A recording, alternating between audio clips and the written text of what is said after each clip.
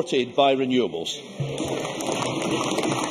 We now move to First Minister's questions. Question number 1, Joanne Lamont. Thank you very much, Presiding Officer. To ask the First Minister what engagements he has planned for the rest of this hugely historic day. First Minister. Well, I'll be making a parliamentary statement on Scotland's referendum, which will have the date on which the people of Scotland will be able to decide their own future.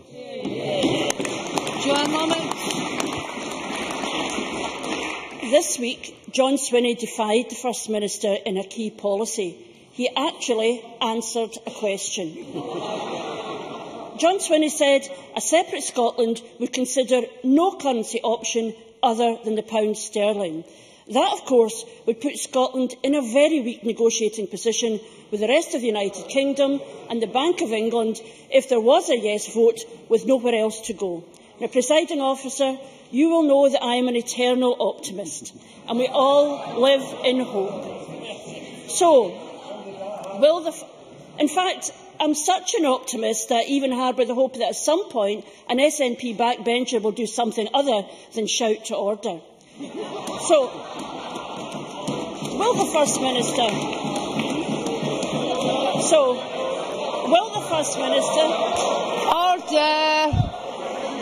Order!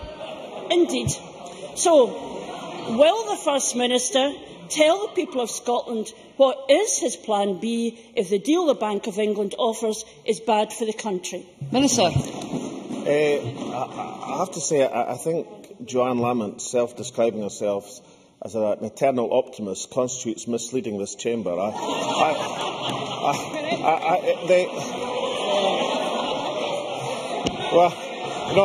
Joanne Lamont has many outstanding qualities, but she is not a ray of sunshine when she comes before us. As Joanne Lamont should and well know, the Government's policy in terms of a sterling area for independent Scotland was set out in huge detail by the Fiscal Commission. We discussed this matter last week. The policy hasn't changed over the last week. That was the policy, hugely considered. We think it's the best option for Scotland, and I do suggest that at last Joanne Lamont reads the report and tries to digest what it says. Joanne Lamont. On misleading the chamber, I think it's the First Minister who's got form in that regard and not me. And true to form, of course, the First Minister did not answer the question that was asked. Now, I agree with the First Minister that George Osborne is bad for Scotland. What I just don't understand is why he thinks George Osborne would be good to Scotland if we left the United Kingdom. And if we look at the First Minister's negotiating skills, we should remember when Westminster offered to give him the power to hold a referendum, he said it was an attack on Scottish democracy. Then he backed down on having his own electoral commission, he backed down on having a second question, he backed down on spending limits, and then he called a climb down the historic Edinburgh Agreement. So, it is clear that the First Minister has shown his hand to George Osborne. Will he now tell the people what the Bank of England would control if there were a separate Scotland? Well, First Minister. I think Joanne Lamont being depressing before the event and suggesting that we couldn't organise the referendum, there wouldn't be an agreement, there would be all sorts of difficulties, is part of her nature. But actually being depressing after the event, when the Edinburgh Agreement was agreed, when we're about to announce today the referendum bill, including the date of the referendum, when Scotland's referendum will have the highest standards of democratic legitimacy in terms of international terms, what possible justification has the Labour Party got for being negative about that agreement and about what we're about to announce? I know it must be awful disappointment to the Labour Party that none of the extraordinary difficulties that they forecast have come to pass.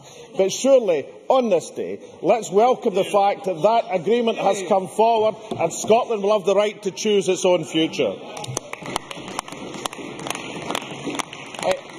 In terms of the Chancellor controlling Scotland, yes, the Chancellor does control Scotland, and Joanne Lamont says she is much she's much as opposed to that as I wish she would tell her colleague Gordon Banks, who on television last night, faced with the choice of condemning the cut in Scotland's resources, which is happening this coming year, decided to side with the Conservative Party instead. Basically, it's the difference between monetary and fiscal policy. In fiscal terms, for example, last year, Scotland would have had the opportunity to take advantage of the £4.4 billion relative surplus, £800 for every man, woman and child in the country. I think in anyone's terms, that is a major advantage and freedom for the people of Scotland to have. Joanne Lamont. I found last night astonishing that Stuart Hosey supported the Tories in cutting corporation tax. And while yesterday George Fitzpatrick said today was going to be a historic day, clearly it doesn't reach as far as the First Minister ever answering the question he was asked. Because if he doesn't like George Osborne, he's saying that under an independent Scotland, George Osborne would have more power than he has currently. But ultimately, well, of course he would. Of course he would. Because you're relying... Order.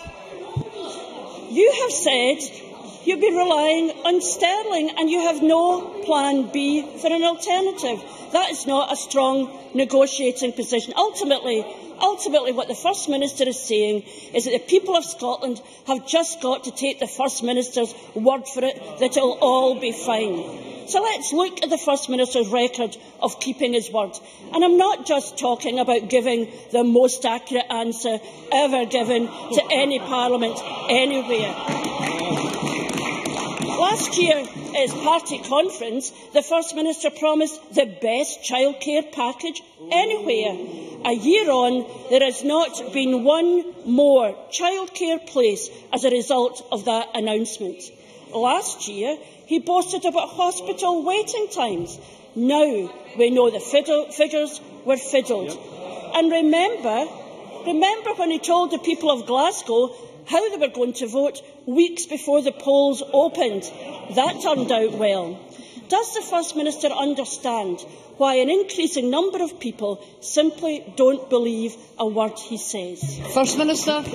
Well, I've got a whole menu to select from and a whole variety of subjects, but let's return to what I think was Joanne Lamont's question. It's about monetary and fiscal policy. Monetary policy is controlled in terms of the independent operation of the Bank of England. Fiscal policy is controlled by the Chancellor of the Exchequer. I thought that point would be well understood because the Labour Party and the other opposition parties at Westminster were arguing for a change in fiscal policy yesterday. Unfortunately, that major significant change did not come about. The big advantage of controlling our own fiscal policy is that this Parliament, on behalf of the people of Scotland, would have control over taxation and spending in an independent Scotland, including be able to mobilise the surplus of £4.4 billion in relative terms last year and put that to the advantage of the Scottish economy, or save for the future, or bring about that transformation in the Scottish economy which everyone supports. That's the advantage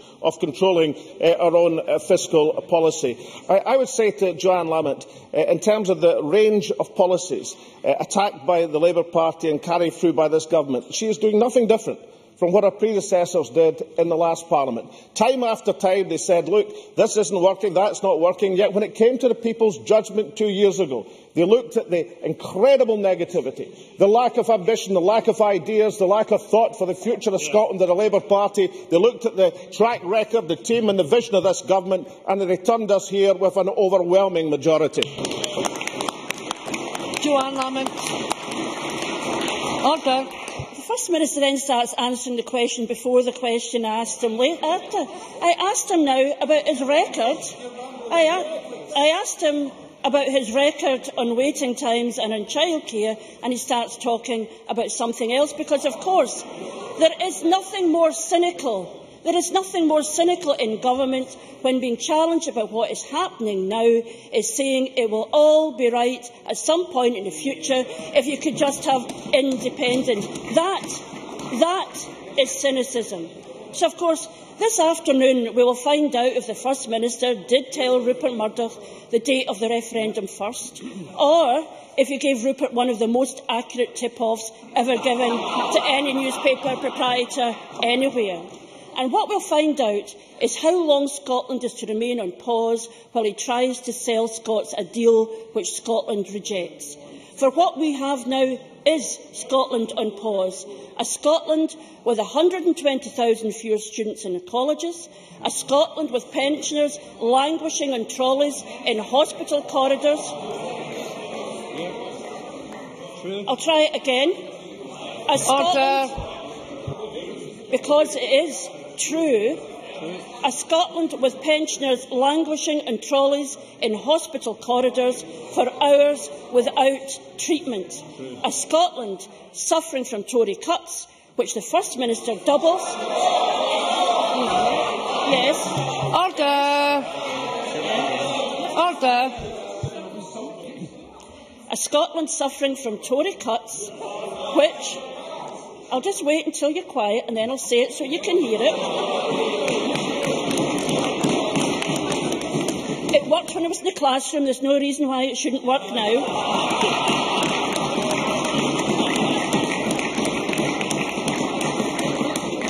I don't know what time the bell goes, but I will say it. A Scotland suffering from Tory cuts, which the First Minister doubles and passes on to our communities. When Scotland rejects him, how will the First Minister explain to the student, the pensioner and the patient why he wasted so many years concentrating on his obsession and not on their needs? First Minister. I really think it's difficult, even for the Labour Party, to complain about Tory cuts in Scotland when they are in alliance with the Conservative Party in an attempt to deny Scotland the right to determine its own future. In terms of industrial education, we're moving to 600 hours for 3- and 4-year-olds in Scotland.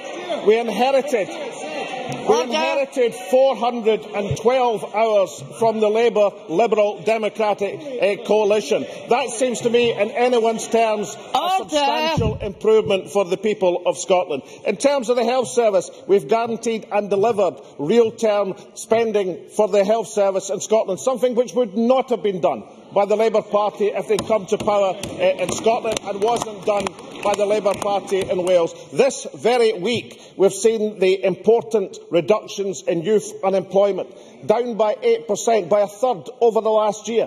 And yet Labour spokesmen like Jenny Mara just 2 days ago talk about youth unemployment in Scotland at 25%. It's now down to 17%. Far too high, but still a dramatic improvement over the last year. Either Labour don't know that's happened, or alternatively prefer to portray it as 25%, as if the improvements in the guarantees to young people had never happened. These are all improvements under devolution.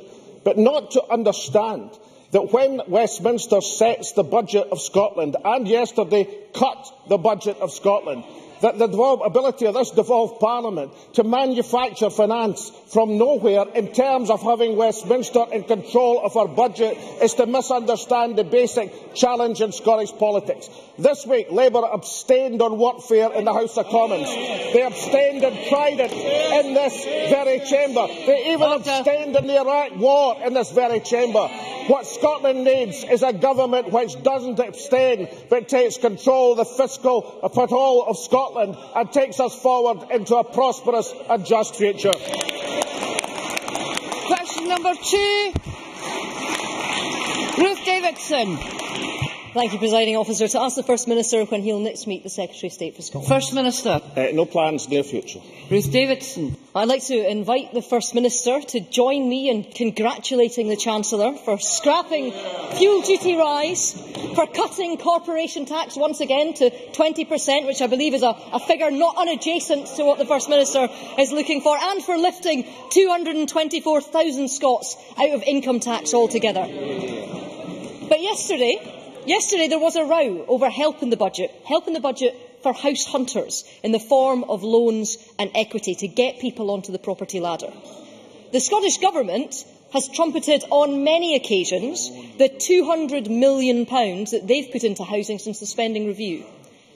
Can I ask the First Minister if any of that money is in the forms of loans and equity?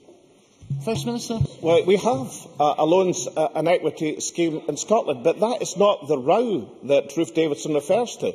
The row was the Treasury and the Scotland Office trying to portray yesterday as an increase in the ability of this government to spend on infrastructure and capital spending. And in fact, what we found very quickly was that far from it being an increase, there was a £50 million cut in this coming financial year for where budgets have already been set for the health service, across the agencies, for police, for fire, for local government, for everybody in Scotland. We've defined a £50 million cut in this coming financial year as a result of what the Treasury was doing by sleight of hand. Now, I can demonstrate that this was intended to mislead this government and the people. It actually misled some of our own colleagues in the Conservative Liberal Alliance in this chamber. So given that, will the Conservative Party join with us in saying it's not a good idea to cut £50 million this coming year, £90 million over the next 2 years of hard cash in terms of the Scottish budget, which has already been allocated to spending departments around the country? Will, of course, Ruth Davidson come forward with the suggestions that her party are going to make for where these cuts can be found? Ruth Davidson. However much the First Minister complains now, however much John Swinney complained yesterday, if you add revenue and capital together, there was £176 million that came to Scotland yesterday as a result of that budget. Order! And what the First Minister was very keen to get away from was the question I asked him, which was about equity spending and loans for housing. Of the £200 million that this government has trumpeted since the spending review period, £42 million of that has been in loans and equity. In September, we heard from Alex Neil saying that increasing shared equity was good news for households and families. It would help people on moderate to low incomes across Scotland to get on the property ladder. Yesterday, the Finance Secretary said it was funny money, it was deceitful and it was baloney. So 6 months ago, the same UK cash for shared equity was good news, but in referendum date week, it's described as deceitful. There is £250 million on the table. Is the First Minister going to keep playing political football with it, or is he going to get on, use it, and help people get on the housing ladder in Scotland? First Minister. Can I point out a number of things to Ruth Davidson? Firstly, in terms of the overall impact of the budget, work shows that when you consider the cuts in child benefit, child tax credit, working tax credit, housing benefit, council tax benefit, disability living allowance, employment and support allowance and child trust funds, that more than overpowers any help that's been given over since 2010 by the Westminster Government. In fact, for the bottom households, that's people 20,000 for a household of 2 adults and 2 children, the impact on these households of taking everything into account is 3.4% of their income. That's £800 per household. And I don't think that is a record. That takes into account the Liberals' claims on personal tax allowance, takes everything into account. And I don't think that's a record that any coalition government should be proud of. But as I tried to point out, Ruth Davidson, what we're complaining about is the cut of hard cash in the budget this year and next. And I said I would demonstrate beyond any doubt that that had misled or was intended to mislead people. And I can tell you exactly why. Because Michael Moore's statement saying that we would have increased spending power came out at 146. By 1511, by 311. There was a press statement from the Liberal Democrats, never to be beaten, in getting their press statement out, which said we should spend this additional money in infrastructure in the north east of Scotland, additional road and additional rail. Now, you cannot spend financial transactions on road and rail investment. Financial transactions are loans that have to be paid back. The cuts that are coming are hard cash that is going to have to come off departmental or local government budgets in Scotland. So I could say to Ruth Davidson, instead of just saying we're putting forward this idea in the housing market, which we will try to turn to increase houses, not just increase house prices, of course we will. What was the reason for portraying that as something which managed to deceive Willie Rennie into believing could transform the road and rail infrastructure of the north east of Scotland, which patently, well, you're taking no responsibility for Willie Rennie. I thought Danny Alexander and Jos Osborne were at one yesterday portraying this. The truth is, you tried to persuade people that loans were actually hard cash, and you cut the cash available to public services in Scotland, just as you've cut the cash to ordinary working families in this country, and that, believe me, is nothing to be proud of. Question number 3, Christina McKelvey. Thank you very much, Presiding Officer. To ask the First Minister how the Scottish Government is using its International Development Fund to support Malawi. First Minister.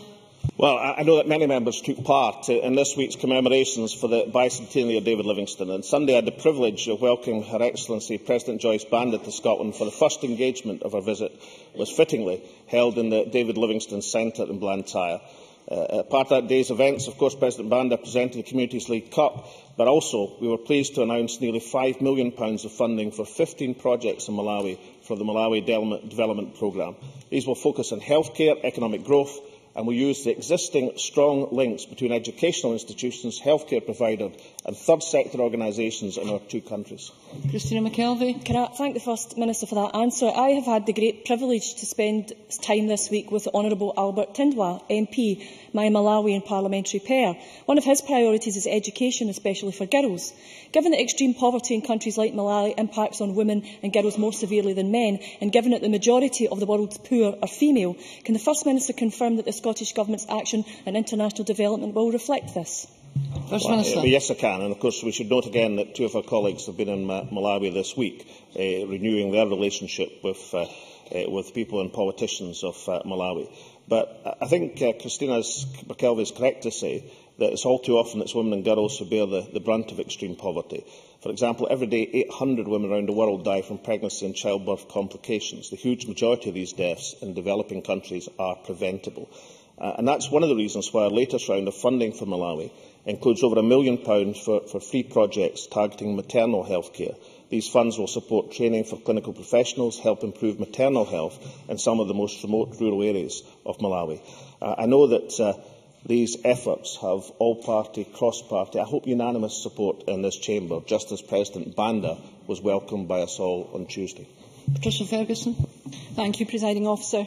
The work that successive Scottish governments have carried out in partnership with the Malawian Government, Scottish NGOs and others has indeed been something of which we can all be proud.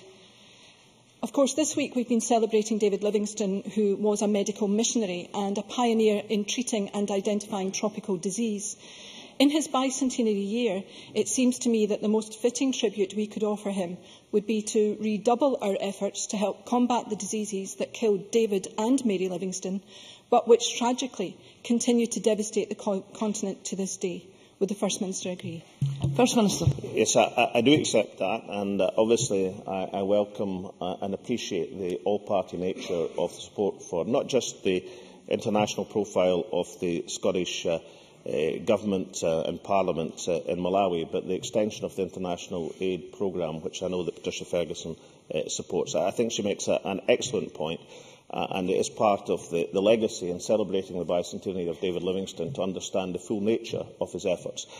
I think one thing that stands out in terms of how people remember that legacy is his campaign, his crusade against slavery. That also is part of his legacy and our heritage, as well as the medical improvements and innovations of which he speaks. Question number 4, John Mason. Thank you. To ask the First Minister what the Scottish Government's response is to the UK 2013 budget. First Minister. Well, if last year was the omni-shambles, I think this year was the tartan shambles in terms of the deceit, in terms of suggesting that an increase in discretionary spending in Scotland was actually a 50 million cut in terms of departmental budgets. These claims are incomprehensible. They were revised later in the day by the Scotland Office. But all of this poses, I think, serious questions for those opposition parties who keep demanding extra spending by the Scottish Government, with apparently no realisation that the purse strings in this Parliament are currently controlled by the United Kingdom Treasury, exactly why we need control of these commanding heights of fiscal economy. John Mason. I wonder how the First Minister reacts to the idea of the Chancellor on the OBR that really the oil we have in the North Sea isn't really worth very much these days. First Minister. Well, I have to say this extraordinary argument that is put forward by some parties in this chamber that nuclear weapons in Scotland are a tremendous asset and North Sea oil and gas is a tremendous liability. I think most folk in Scotland would see our oil and gas and energy reserves as a tremendous asset and the concentration of weapons of mass destruction as the big liability. Neil Findlay. How much more than George Osborne would the Scottish Government cut corporation tax in a separate Scotland? Well, I point out that I sat in the House of Commons through Gordon Brown as Chancellor and Prime Minister looking at progressive cuts in corporation tax by the Labour administration. And I'll say to Neil Findlay, if he's denying he thought that was a good, sensible idea, then perhaps he should send an email to Gordon Brown and suggest to him that it wasn't such a great idea. Every economic and social policy that we devise for independent Scotland will be designed to do two things. One, to increase the wealth of the country, and second, to increase the fairness and equity in this country. That's exactly why we do it. Patrick Harvey. Whether the right-wing rhetoric of continual corporation tax cuts, giveaways to big business come from the Tories, the Liberals or New Labour, it's disappointing deeply that the First Minister and his colleagues can only echo it. Does he not see that these wealthy, tax-dodging corporate interests have had it their own way for far too long under successive governments? And will he drop this absurd idea of cutting corporation tax even further in an independent Scotland? First Minister. Well, Patrick Harvey and I, today of all days, I'm not going to have a huge disagreement to say except to say this, that I think prosperity and equity should go together in terms of our policies for Scotland. And we should make sure that the policies we devise are designed to increase the wealth and health and welfare of the country. And of course, Patrick Harvey would have noticed that one of the Nobel laureates on the Scottish Government's Fiscal Commission is Joseph Stiglitz, who makes exactly the point of arguing why the most wealthy countries across the globe are also those which value social equity. If Patrick and I pay close attention to Joe Stiglitz's strictures on these matters, then we won't go far wrong in our alliance together. Gavin Brown.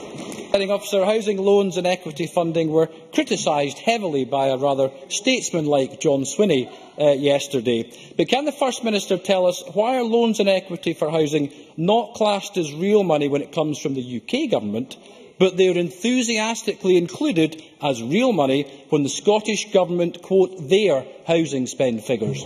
First Minister. We don't pretend there's not a cut in spending when there is. And I look forward to Gavin Brown next time he's allowed to go to the front bench and tell us all the things we should spend money on. I look forward to him telling how this latest cut in the Scottish budget is going to be financed and portrayed. What we see from the Labour Party, the Tories and above all quickness from the Liberal Democrats, a tremendous anxiety to find ways to spend money that Westminster is not providing in the Scottish budget, but no enthusiasm whatsoever of telling us how we can accommodate the real term and now in monetary terms cuts that we're seeing in the Scottish budget. Failure to appreciate that basic lesson is one of the reasons, perhaps, why the unionist parties are together in not understanding the necessity, the importance, the urgency of this country having control of its own resources.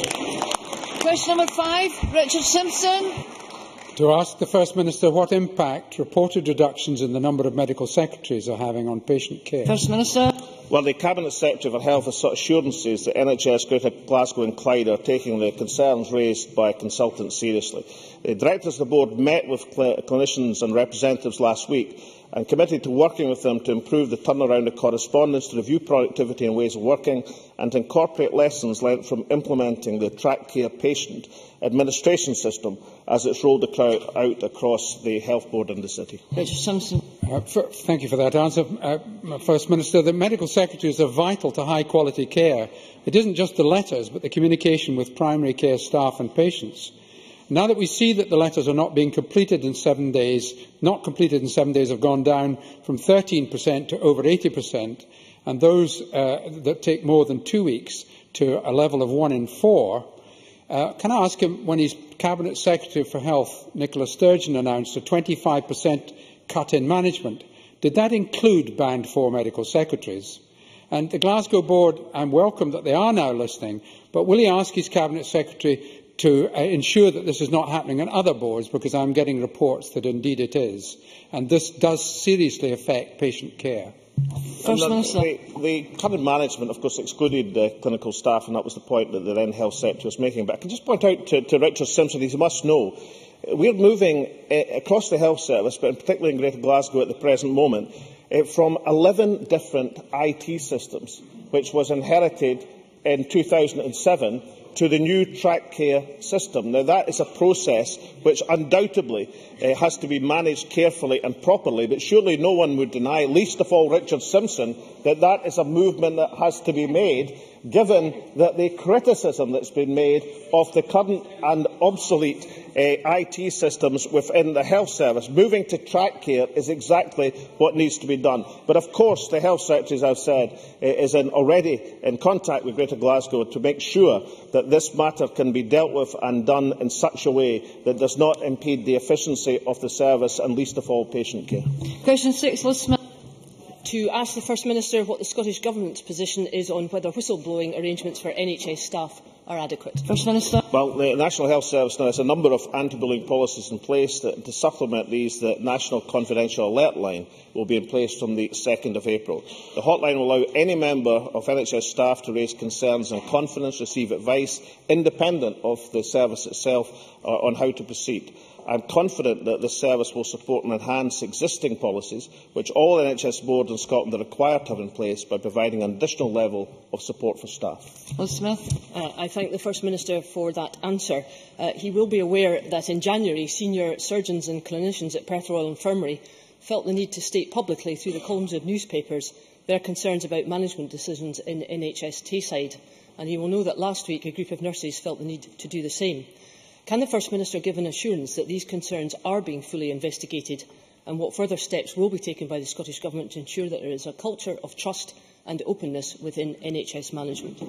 First Minister. I can tell the member that tomorrow the Chief Executive will be meeting with elected members to discuss exactly these concerns. He will outline the staffing levels that are in place and reviewed regularly in partnership with staff, and that safety is given paramount importance at the hospital. I do think that the initiatives that are being made, including the helpline, are exactly designed to underpin the confidence that NHS staff are free to speak and free to make sure that we have a culture of improvement in our health service. That ends First Minister's questions. I now allow a short pause to allow members who are not participating in the debate to leave, and for the public gallery to clear before we move on to members' business.